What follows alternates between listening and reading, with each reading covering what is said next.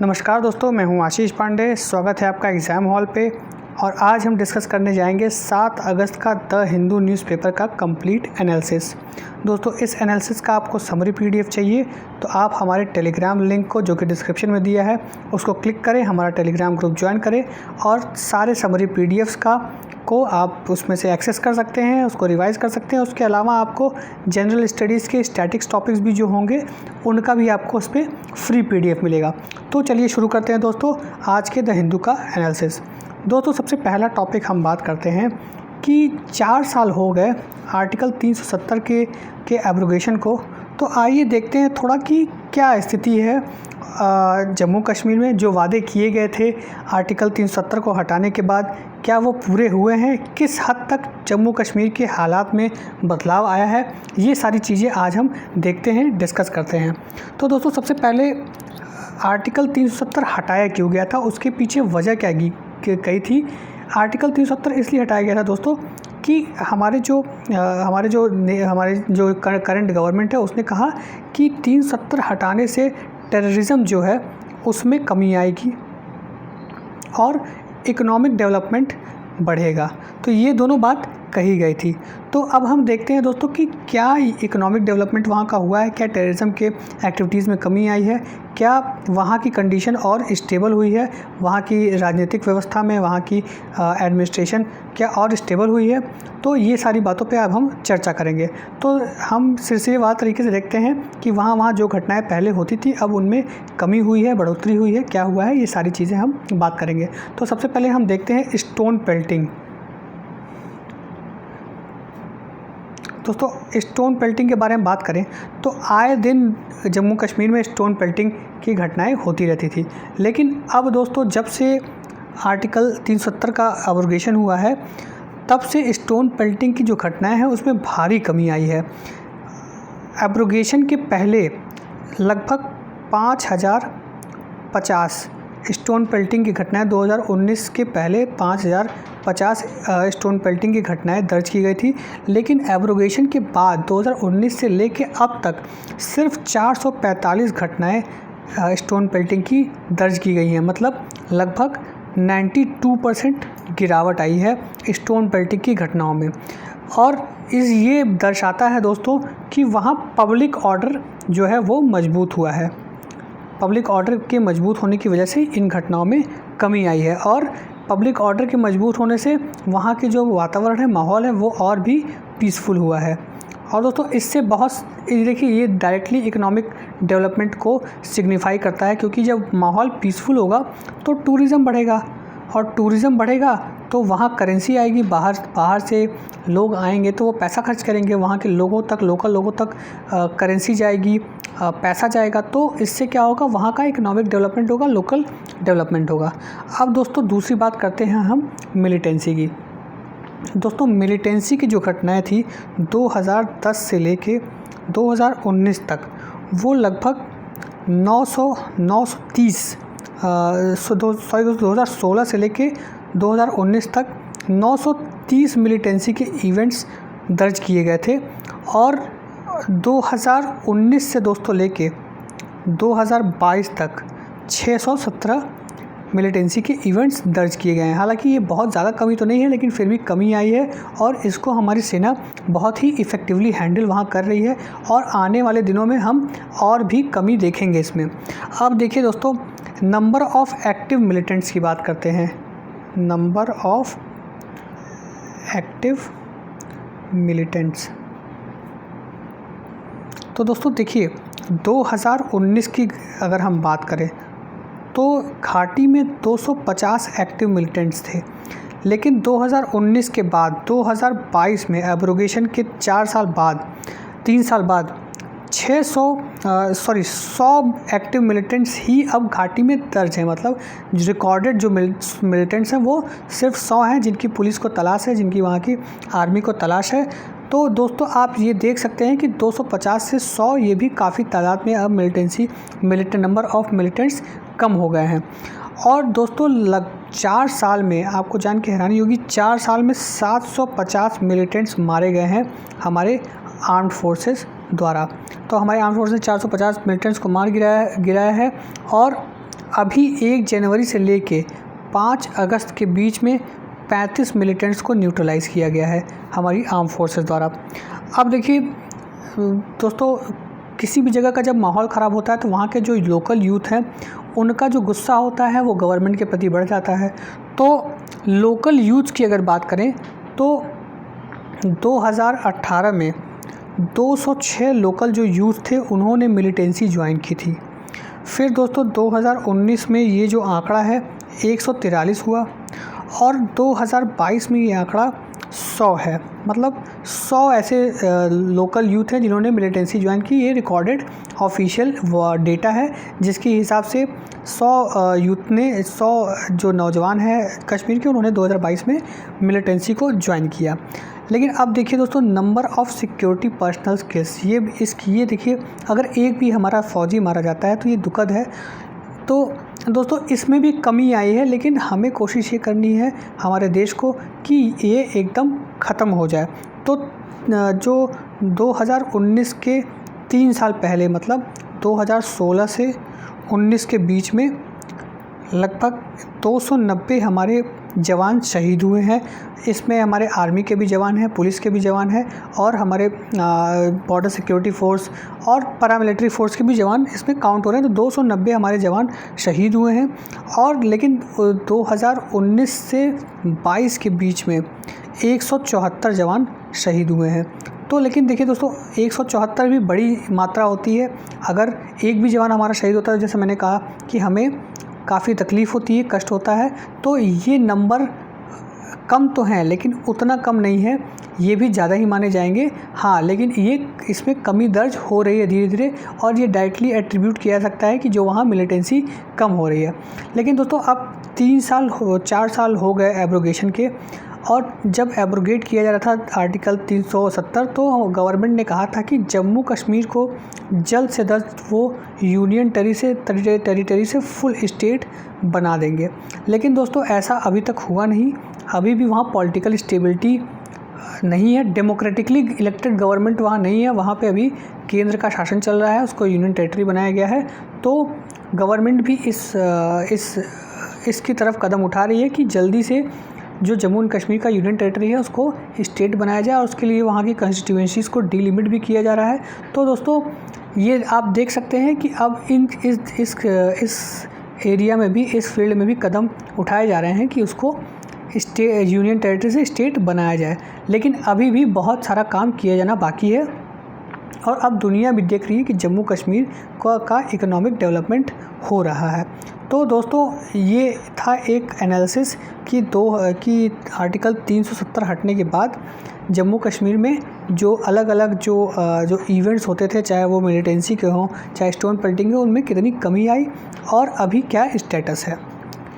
चलिए दोस्तों अब अगली खबर पे जाते हैं। देखिए दोस्तों, हमारा देश शुगर प्रोड्यूसिंग कंट्री है। हमारा देश अभी हाल ही में ब्राज़ील को पीछे छोड़ के शुगर का लार्जेस्ट प्रोड्यूसर हमारा देश बन गया है। ये अच्छी खबर तो है, लेकिन कुछ हद तक बुरी खबर भी है और हम जो शुगर के लार्जेस्ट एक्सपोर्टर भी बन गए हैं। तो दोस्तों देखते हैं शुगर की जो खेती है वो हमारे ज़मीन को, हमारे सॉइल को पे कैसा असर डालती है। हालांकि देखिए दोस्तों, अभी जैसे कि मैंने बताया कि 2021-22 में इंडिया जो है वो ब्राज़ील को सरपास कर गई, लार्जेस्ट शुगर प्रोड्यूसर बन गई और हमारा देश जो है वो 359 lakh ton sugar cane produce किया, जो कि वर्ल्ड में सबसे ज़्यादा है। मतलब आज तक इतना प्रोड्यूस हुआ ही नहीं, इतना ज़्यादा शुगर प्रोड्यूस किया गया। अब देखिए दोस्तों, शुगर का मार्केट जो है वो अब क्राइसिस में जा सकता है। हमारे देश में जो शुगर का मार्केट है वो क्राइसिस में जा सकता है कुछ ही डेकेड्स में। ऐसा क्यों कह रहे हैं, इस आर्टिकल में ऐसा क्यों कहा जा रहा है? क्योंकि दोस्तों हमारे देश में शुगर का ओवर कल्टीवेशन होता है और हो रहा है बहुत धड़ल्ले से, जिसकी वजह से हमारे देश में शुगर सरप्लस भी है और शुगर एक्सपोर्ट भी हो रहा है। लेकिन उसकी वजह से हमारे कंट्री का जो ग्राउंड वाटर है वो डिप्लीट हो रहा है, जो कि हमारे शुगर प्रोडक्शन पे डिज़ास्टर्स इफ़ेक्ट डाल सकता है।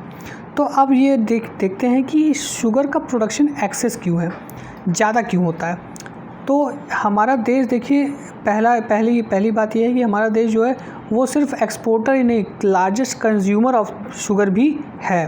तो डोमेस्टिक डिमांड, जो ह्यूज डोमेस्टिक डिमांड है, उसको मीट करने के लिए शुगर जो है वो बहुत बड़ी मात्रा में प्रोड्यूस किया जाता है। उसके अलावा दोस्तों हमारे देश में जो पॉलिसीज़ हैं, मेजर्स हैं, वो फार्मर्स को फेवर करती हैं शुगर कल्टीवेशन के लिए, शुगर केन कल्टीवेशन के लिए। ऐसा क्यों? क्योंकि जो हमारी सेंट्रल गवर्नमेंट है वो फेयर और रिम्यूनरेटिव प्राइस स्कीम लॉन्च की है, जो एक मिनिमम प्राइस देती है शुगर के जो फार्मर्स हैं, और वो प्राइस उनको प्रोवाइड कराते हैं शुगर मिल्स। मतलब गवर्नमेंट एक मिनिमम प्राइस फिक्स करती है जो उनको शुगर मिल्स वालों को देना पड़ता है, फार्मर्स को। तो इससे क्या होता है कि जो ये शुगर कैश क्रॉप एक बन जाता है और वो बहुत प्रॉफिटेबल हो जाता है शुगर केन फार्मर्स के लिए। और ना सिर्फ सेंट्रल गवर्नमेंट, स्टेट गवर्नमेंट भी बहुत हैवी सब्सिडी देती है शुगर कल्टीवेशन के लिए। और दोस्तों इनफैक्ट हमारे देश में इतना सब्सिडाइज है शुगर प्रोडक्शन कि ब्राज़ील, ऑस्ट्रेलिया, गुटेमाला, इन लोगों ने WTO में कंप्लेंट फाइल किया कि जो इंडिया है वो अपने शुगर फार्मर्स को हैवीली सब्सिडाइज करती है, जिससे कि वहाँ का शुगर प्रोडक्शन चीप होता है, और इसकी जब वो एक्सपोर्ट होता है अदर कंट्रीज़ में तो वहाँ की कंपटिटिवनेस, इंडिया के शुगर की कंपटिटिवनेस बहुत ज़्यादा होती है, जिससे डोमेस्टिक प्लेयर्स को नुकसान होता है और इंडियन शुगर ज़्यादा बिकता है। तो ये केस ब्राज़ील, ऑस्ट्रेलिया और गुटेमाला ने किया था, जिसको इंडिया हार गया। अब देखिए दोस्तों, ये सारी बातें तो है ही। अब देखिए कौन कौन से एफ़र्ट हमारे सरकार ले रही है कि ये जो ग्राउंड वाटर डिप्लीशन वाला इशू है उसको रिज़ॉल्व किया जाए और शुगर की जो खेती से इकोलॉजी को नुकसान पहुंच रहा है उसको रिज़ॉल्व किया जा सके। तो देखिए सबसे पहले देखिए दोस्तों, जो शुगर है वो एक्सेस जो शुगर आ रहा है उसको अब हमारी गवर्नमेंट इथेनॉल ब्लेंडिंग के लिए भी यूज़ करेगी। हमारी गवर्नमेंट जो है इथेनॉल ब्लेंडिंग प्रोग्राम 2003 में उसने लॉन्च किया था, और पेट्रोल बेस्ड व्हीकल्स में जो पेट्रोल होता है उसमें इथेनॉल ब्लेंडिंग को कंपल्सरी किया था। और देखिए गोल तो था कि 5% इथेनॉल ब्लेंडिंग को हम अचीव करें, लेकिन अब वो इसकी सक्सेस रेट को देखते हुए 2025 में उस गोल को 20% कर दिया गया है। अब देखिए दोस्तों, ग्राउंड वाटर के लिए शुगर केन कितना ख़तरनाक है। देखिए दोस्तों, शुगर जो होता है वो बहुत ही रिसोर्स इंटेंसिव क्रॉप है। उसे बहुत सारे रिसोर्स चाहिए, जैसे पानी चाहिए, खाद चाहिए, और वीडीसाइड्स, पेस्टिसाइड्स बहुत यूज़ करना होता है शुगर की अच्छी ग्रोथ के लिए। तो इसमें दोस्तों सबसे मेन होता है वाटर। और एक रिपोर्ट का ये कहना है कि भैया जितना शुगर केन की खेती में आप पानी कंज्यूम कर रहे हो, उतने लैंड पे अगर आप सोलर पावर लगा लो तो बहुत सारा पानी बच जाएगा और बहुत सारी एनर्जी भी प्रोड्यूस हो जाएगी। और जो इंडिया के टॉप शुगर ग्रोइंग स्टेट्स हैं, जैसे कि महाराष्ट्र, उत्तर प्रदेश, कर्नाटक, गुजरात, तमिलनाडु, यहाँ भी पानी की खपत, ग्राउंड वाटर डिप्लीशन बहुत ज़्यादा है। और दोस्तों देखिए ये क्यों है? क्योंकि ये जो स्टेट्स हैं वो 100 से 120 सेंटीमीटर रेनफॉल हर साल रिसीव करते हैं, लेकिन जो शुगर है उसको तो 300 सेंटीमीटर पानी की ज़रूरत पड़ती है। तो ये जो रिमेनिंग पानी है वो कहाँ से आता है? वो ग्राउंड वाटर से आता है। तो दोस्तों एक एस्टीमेट ये बताया गया है कि 110 लाख टन के अगर शुगर है जो इंडिया ने 2021-22 में एक्सपोर्ट किया है, तो उसने 26 lakh crore litre ground water use किया है। तो आप समझ सकते हैं इंडिया ने अपना 26 lakh crore ground water export कर दिया। तो ये एक आंकड़ा है, ये एक एस्टिमेशन है कि शुगर कितना है, वाटर गजलिंग प्लांट है, कितना पानी की खपत इसमें हो ज़्यादा होती है, और इसको एड्रेस करने की ज़रूरत है ताकि हमारे ग्राउंड वाटर रिसोर्स बचाए जा सकें। तो सॉल्यूशंस क्या है? देखिए दोस्तों, सबसे पहले कि जो इंसेंटिव्स हैं जो शुगर प्रोडक्शन को दिए गए हैं उसको स्क्यूड होने से बचाया जाए, मतलब क्रॉप डाइवर्सिटी को बढ़ावा दिया जाए। सिर्फ शुगर पे ही इतना क्या कहते हैं सब्सिडी दे दिया जाए कि लोग शुगर ही उगाएं और दूसरे क्रॉप्स उगाएं ही ना। तो इस पे सरकार को ध्यान देना चाहिए।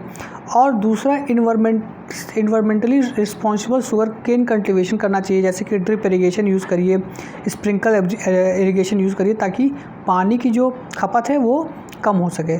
और दोस्तों ग्राउंड वाटर रिसोर्स को छोड़ के जो सरफेस वाटर रिसोर्सेज हैं उनको ज़्यादा यूज़ करना चाहिए, जैसे कि वेस्ट वाटर ट्रीटमेंट का जो पानी है, रेन वाटर हार्वेस्टिंग का जो पानी है, कैनाल का जो पानी है, ये पानी ज़्यादा यूज़ करना चाहिए शुगर कल्टीवेशन के, इसके बजाय कि ग्राउंड वाटर एक्सट्रैक्शन हम ओवर एक्सप्लॉयटेशन करें। तो ये चीज़ें अगर की जाए तो हमारी जो शुगर कल्टीवेशन है वो सस्टेनेबल होगा और जो उससे इकोलॉजी को नुकसान है वो कम होगा। तो दोस्तों ये था शुगर कल्टीवेशन के बारे में जो इस आर्टिकल में लिखा था, कैसे ये हमारे पर्यावरण को नुकसान पहुंचा रहा है और इसके लिए क्या क्या किए जाना चाहिए। चलिए दोस्तों, अब आते हैं कि हमारे जो प्रधानमंत्री हैं उन्होंने 508 अमृत भारत स्टेशन को रिवैम्प करने की बात की है। देखिए दोस्तों, हमारे अमृत भारत स्टेशन स्कीम, ये एक स्कीम लॉन्च की गई थी गवर्नमेंट के द्वारा, जिसके बारे में हम डिटेल में बात करते हैं। देखिए दोस्तों, ये स्कीम लॉन्च की गई थी कि जो भी स्टेशंस हैं, रेलवे स्टेशन हमारे देश के हैं, उनको कंटिन्यूस बेसिस पे डेवलप करना है और एक लॉन्ग टर्म विज़न लेके उनको डेवलप करना है कि ये कैसे होंगे, ये किस अपने जो यात्री हैं उनकी सुविधाओं के लिए यहाँ क्या क्या चीज़ें होंगी। इस पे एक लॉन्ग टर्म विज़न के लिए इन स्टेशंस को लॉन्च किया गया था, इस स्कीम को लॉन्च किया गया था। और ये एक मास्टर प्लान बनाने की बात करता है रेलवे स्टेशंस को, और ये इम्प्लीमेंट करना चाहता है इन मास्टर प्लान को फेज्ड मैनर में। अब देखिए इस स्टेशंस के जो की फ़ीचर हैं वो क्या हैं। ये जो स्टेशंस होंगे, रूफटॉप प्लाजा होंगे, इसमें लॉन्गर प्लेटफॉर्म्स होंगे, बलास्टेड ट्रैक्स होंगे इसमें, और 5G कनेक्टिविटी दी जाएगी इंटरनेट की। ये सारी चीज़ें इसमें होंगी ही होंगी। और जो अदर फैसिलिटी प्लान की गई है वो क्या क्या होंगे। Smooth access by widening of roads, properly designed signals, dedicated pedestrian pathways, well planned parking areas और इम्प्रूव्ड लाइटनिंग। और इसके अलावा क्या होगा, हाई लेवल प्लेटफॉर्म होंगे जो कि हर कैटेगरी के स्टेशन पे प्रोवाइड किए जाएंगे, कैफेटेरिया होगा, रिटेल फैसिलिटीज़ होंगी, और एग्जीक्यूटिव लॉन्च के लिए स्पेस दिया जाएगा, स्मॉल बिजनेसेस के लिए स्पेस दिया जाएगा, और प्लेटफॉर्म एरियाज़ में ड्रेनेज की व्यवस्था की जाएगी। इसके अलावा और क्या क्या होंगे, सेरेमोनियल्स फ्लैग होंगे, स्पेशल एमेनिटीज़ होगी डिसेबल्ड के लिए, और सस्टेनेबल और इन्वायरमेंट फ्रेंडली स्टेशन के लिए ग्रेजुअली इन स्टेशंस को शिफ्ट किया जाएगा और उसके लिए फ़ंड एलोकेट किया जाएगा। और जितने भी प्रीवियस रीडेवलपमेंट प्रोजेक्ट्स चल रहे हैं ये इन सबको सब्स्यूम कर लेगा, और एक यही जो स्कीम है वो इम्प्लीमेंट किया जाएगा, वो चलता रहेगा। अब देखिए रिवैम्प्ड जो स्कीम है उसकी बात हम कर लेते हैं जो अभी न्यूज़ में आया है। दोस्तों देखिए, जो रिवैम्प्ड स्कीम है उसके हिसाब से 508 रेलवे स्टेशंस को अमृत भारत स्टेशंस के तौर पे बनाया जाएगा, जो कि सारे कंट्री के अलग अलग स्टेट्स में होंगी, और इसमें 24,470 करोड़ का खर्चा आएगा। और इसमें सबसे ज़्यादा फोकस होगा कि जो हमारे पैसेंजर हैं उनकी एमिनिटीज़ को इम्प्रूव किया जाए। अभी देखिए 508 स्टेशंस को ही लिया गया है रिवैम्प करने के लिए, और जबकि आइडिया था जो सबसे पहले स्कीम लॉन्च किया गया था तो 1309 स्टेशंस की बात कही गई थी। अब देखिए 24 स्टेशंस जो इसमें हैं वो 10 स्टेट्स में हैं, जो शुरू में वर्क इन प्रोग्रेस जहां किया जा रहा है वो हैं आंध्र प्रदेश, गुजरात, झारखंड, कर्नाटक, केरल, मध्य प्रदेश, महाराष्ट्र, उड़ीसा, राजस्थान और तमिलनाडु। और हाईएस्ट एलोकेशन है वो है जो इन 24 स्टेशन में से किसको गई है दोस्तों, छत्रपति शिवाजी स्टेशन को, मतलब CST जो है वो मुंबई में है, उसको 1813 करोड़ रुपए एलोकेट किए गए हैं। उसके बाद गुजरात सूरत स्टेशन को 980 करोड़ रुपए एलोकेट किए गए हैं। फिर तमिलनाडु के एगमोर स्टेशन को 842 करोड़ रुपए एलोकेट किए गए हैं। तो दोस्तों ये था अमृत भारत रिवैम्प्ड स्कीम के बारे में कुछ जानकारी। चलिए अब आगे आते हैं दोस्तों। अब दोस्तों हम आते हैं G20 नेगोशिएशंस के बारे में। देखिए दोस्तों, G20 नेगोशिएशंस में एक हर्डल रशिया यूक्रेन वॉर की चल रही थी, इसकी वजह से जॉइंट स्टेटमेंट और जॉइंट कम्यून आने में समस्या हो रही थी। अब एक और दिक्कत आ गई है, वो है क्लाइमेट चेंज की। इस पे भी सारे कंट्रीज़ एक मत नहीं हो पा रहे हैं। तो क्या है ये दिक्कत, ये देख लेते हैं। देखिए दोस्तों, कंसर्न्स इसमें ग्रो हुए हैं G20 मिनिस्ट्रियल मीटिंग में कि एनर्जी ट्रांजिशन में इन्वायरमेंट और क्लाइमेट की जो बातें कही जा रही हैं, जो उस पर डेवलपिंग और डेवलप्ड कंट्री हैं उनके बीच में बहुत मतभेद पैदा हो रहे हैं। इसीलिए जो जुलाई में ये इन्वायरमेंट मिनिस्टर्स की मीटिंग हुई थी वो बिना किसी जॉइंट कम्यून के, जॉइंट लैंग्वेज के ये ख़त्म हो गई। और इसमें मेन मुद्दा क्या क्या था दोस्तों, मेन मुद्दा था एमिशन टारगेट्स का और फॉसिल फ्यूल के इस्तेमाल को कम करने का और क्लाइमेट फिनेंस, ये सारे मेन मुद्दे थे। तो देखिए पहली meeting G20 energy transition working group की हुई थी गोवा में, और दूसरी हुई थी G20 environment and climate sustainability working group Chennai में। अब देखिए यहाँ पे ना तो जो डेवलप्ड कंट्रीज़ हैं और डेवलपिंग कंट्रीज़ हैं उसमें डिवाइड देखा गया, किसको लेके, pertaining to climate goals and climate finance. जो डेवलपिंग कंट्री हैं वो phasing out of fossil fuel का विरोध कर रही है, इस टर्म का विरोध कर रहे हैं, और वो फेजिंग डाउन की बात कर रहे हैं, मतलब फेजिंग आउट की जगह फेजिंग डाउन का इस्तेमाल करना चाह रहे हैं, क्योंकि डेवलप्ड कंट्री ये चाह रहे हैं कि डेवलपिंग कंट्री जैसे इंडिया और चाइना हो गए, सऊदी अरेबिया हो गए, ये लोग अपने फॉसिल फ्यूल को बड़ी मात्रा में कट करके उसको पूरा फेज आउट करके रिन्यूएबल एनर्जी का यूज़ करें। लेकिन जो इंडिया चाइना ऐसे कंट्रीज़ हैं वो कह रहे हैं नहीं, इसको हम धीरे धीरे ही कम करेंगे, और जो जो आप टारगेट दे रहे हैं उसमें हम उसको पूरा नहीं कर पाएंगे। ये तो हो गई डेवलपिंग कंट्रीज़ की बात। डेवलप्ड कंट्री कहाँ, डेवलप्ड कंट्री के टर्म्स में कहाँ प्रॉब्लम है भैया? जो डेवलप्ड कंट्रीज़ हैं उन्होंने जो ग्लोबल एमिशन टारगेट था वो उसको देखिए वो 2025 तक पीक कर रहा था, मतलब कि उसको 2025 तक आपको बढ़ा चढ़ा के कम करना है ताकि आगे के लिए वो प्रॉब्लमेटिक ना हो। लेकिन अब ये 2025 का जो टारगेट है उसको बढ़ा के 2035 कर दिया गया है, एज़ कम्पेयर टू 2019 को बेस लिया गया है, और उसमें 60% एमिशन रिडक्शन की बात कही है, जिसको इंडिया और चाइना जो है वो मानने से मना कर दे रहे हैं कि भैया 2035 तक हम एमिशन में 60% रिडक्शन तो हम नहीं कर पाएंगे। तो इसमें ये बात कही गई थी कि भैया 60% आपको 2035 तक एमिशन में रिडक्शन कर देनी है, और 2025 में एकदम पीक पे रखना है आपको। आप मतलब ऐसा कुछ आंकड़ा रखिए कि जिससे ये टारगेट अचीव हो जाए। तो इसमें इंडिया चाइना मना कर रहे हैं। और दूसरा इशू था भैया लैक ऑफ फंडिंग।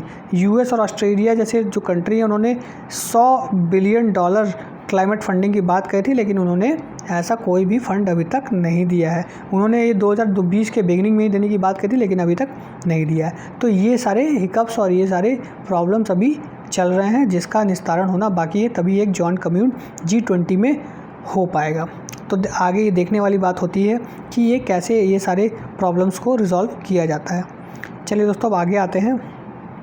देखिए दोस्तों MP की जो स्ट्रैटेजी है टाइगर को कंजर्व करने की, वो स्ट्रैटेजी चीता को कंजर्व करने के लिए भी यूज़ की जा सकती है, ऐसा ये आर्टिकल ने कहा है। तो क्या क्या बातें हैं ये देख लेते हैं। देखिए दोस्तों इसमें सबसे पहली बात कही गई है कि प्रे और प्रेडेटर दोनों की जो पॉपुलेशन है उसको बैलेंस करना चाहिए। मतलब जैसे जो शेर हैं और जिस भी एरिया में वो हैं वहाँ पे जो उसके प्रे हैं, मतलब जैसे हिरण हो गए और भी जानवर जिनका वो शिकार करता है, उनकी पॉपुलेशन पर्याप्त मात्रा में रहनी चाहिए ताकि जो शेरों की पॉपुलेशन है वो थ्राइव कर सके। और इसी वजह से 50% सर्ज हुआ MP में टाइगर पॉपुलेशन में। और एक अपडेट के अनुसार 2022 में जो टाइगर सेंसस पब्लिसाइज़ किया गया था उसके हिसाब से 3682 टाइगर्स हैं MP में, जो कि दूसरी बार लगातार हाईएस्ट रहा है तीनों सेंसस में। तो 2022 का जो सेंसस लिया गया था, मतलब जो अभी लास्ट वीक जो सेंसस आया था वो 2022 का आंकड़ा दे रहा था, उसके हिसाब से 3682 टाइगर्स हैं MP में, जो कि लगातार दूसरी बार टॉप पे रहा है। और दोस्तों 3682 टाइगर्स पूरे इंडिया में हैं, और MP में दोस्तों 785 टाइगर्स हैं। ये मैं एक आंकड़े में गलती हो गई, 3682 इंडिया में है पूरे टाइगर्स, जिसमें MP में 785 टाइगर्स हैं, जो कि सबसे हाईएस्ट है। और 53 टाइगर रिजर्व्स में MP में 6 टाइगर रिजर्व्स हैं। और दोस्तों सबसे ज़्यादा टाइगर्स की पॉपुलेशन किन नेशनल पार्क में है? सबसे ज़्यादा है कॉर्बेट नेशनल पार्क उत्तराखंड, फिर बंदीपुर और नागरहोल रिजर्व्स जो कि कर्नाटका में। तो ये जो प्रेडेटर्स और प्रे का बैलेंस है, इसको रखने के अलावा और क्या क्या स्कीम्स अपनाई गई थी जिससे टाइगर पॉपुलेशन हमारा बढ़ा है? तो पोचिंग से टाइगर्स को बचाया गया था, क्योंकि टाइगर जो रिज़र्व एरिया के बाहर है वो भी बहुत लार्ज नंबर में है। तो MP और महाराष्ट्र में बहुत सारे ऐसे टाइगर हैं जो रिज़र्व एरिया से बाहर हैं, तो उनको बचाने के लिए भी पोचिंग पे लगाम लगाई गई, जिससे उनका पॉपुलेशन बढ़ा। और जो प्रे की पॉपुलेशन, मतलब जो एनिमल्स हैं जिन पे शेर जो हमारे बाघ हैं वो वो मतलब फीड करते हैं, उसकी भी पॉपुलेशन को बढ़ाया गया, उनकी भी पोचिंग को रोका गया ताकि बाघ और शेरों की जो पॉपुलेशन है वो बढ़ सके। तो यही प्रैक्टिस, अगर ये आर्टिकल कह रहा है कि अगर यही प्रैक्टिस चीता पे अपनाया जाए तो शायद उनकी भी पॉपुलेशन बढ़ जाए। तो दोस्तों ये था इस आर्टिकल के बारे में। अब देखिए ये बात, अब बर्ड्स के बारे में बात की जा रही है कि 5% जो बर्ड्स हैं इंडिया में वो एंडेमिक है, मतलब वो सिर्फ़ और सिर्फ इंडिया में पाए जाते हैं। और ये कौन कह रहा है? जूलॉजिकल सर्वे ऑफ इंडिया की एक पब्लिकेशन रिपोर्ट ने ऐसा कहा है। तो देख लेते हैं इसके क्या क्या की पॉइंट्स हैं। देखिए दोस्तों, 5% जो है कंट्री के बर्ड वो एंडेमिक है। और ये पब्लिकेशन कौन सी रिपोर्ट है? 75 एंडेमिक बर्ड्स ऑफ इंडिया, जो 108वें foundation, zoological survey of India के 108वें फाउंडेशन डे पे इसको रिलीज़ की गई है। इसमें क्या कहा जा रहा है कि इंडिया 1353 बर्ड स्पीशीज़ का होम है, जो कि 12.40 ग्लोबल बायोडाइवर्सिटी को फॉर्म करते हैं।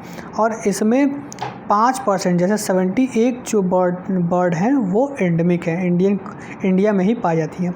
कुछ एंडेमिक स्पीशीज़ के नाम हम देख लेते हैं दोस्तों। ये एग्ज़ाम पॉइंट ऑफ व्यू से इंपॉर्टेंट है क्योंकि इस आर्टिकल में भी इनके नाम दिए गए हैं। सबसे पहला है मणिपुर बुश क्वेल, फिर हिमालयन क्वेल। ये मणिपुर बुश क्वेल इंडेंजर्ड है दोस्तों। फिर हिमालयन क्वेल क्रिटिकली इंडेंजर्ड है। जेडॉन क्रूजर दोस्तों क्रिटिकली इंडेंजर्ड है। और उसके बाद दोस्तों highest number of endemic species जो है वो वेस्टर्न घाट में पाए गए थे, जिसमें जैसे Malabar grey hornbill, Ashambu laughing thrush, Malabar parakeet और वाइट बिल शोला किली।